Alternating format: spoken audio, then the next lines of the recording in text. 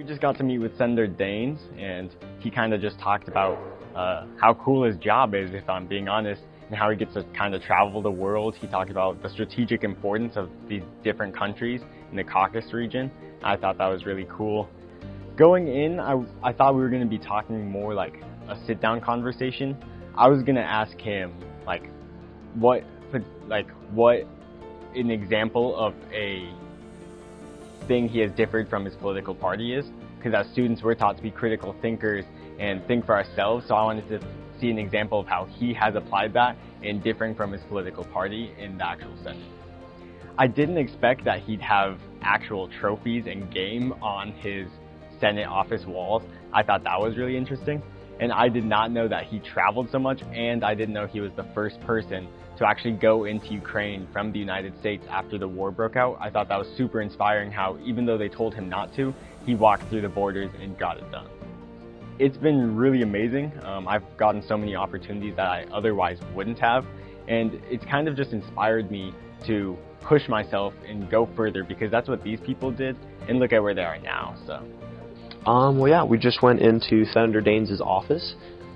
Super cool to see him. I go to church with him, so, I mean, more of a casual setting, but here it was really cool to see him, dressed up in a suit, all of his, staff members with him. Got to see his office, lots of game on the wall, and he had a really impressive collection of challenge coins and patches from all around the world.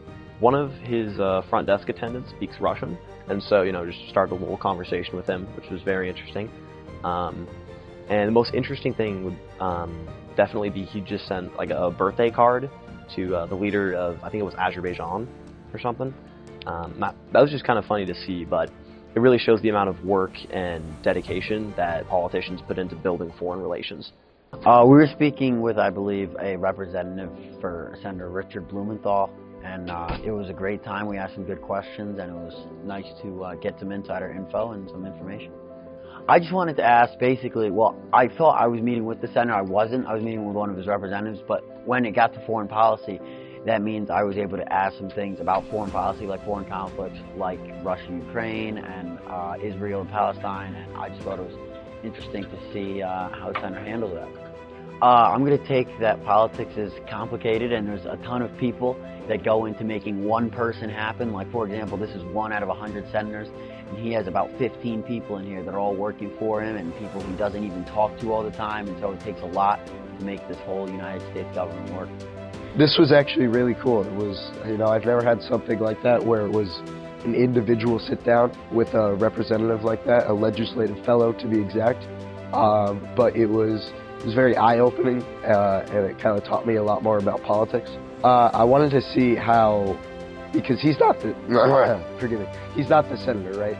So his role isn't maybe as clear defined or as popular to the American people, but it's just as important. I wanted to see how that kind of helps contribute to the ship that is Richard Blumenthal, the senator. The United States, it's not one man. It's a team effort, everything from the president to senators to House of Representatives. You cannot just do it on your own. You need people, and to a more metaphorical extent, it's all about community, just in life in general.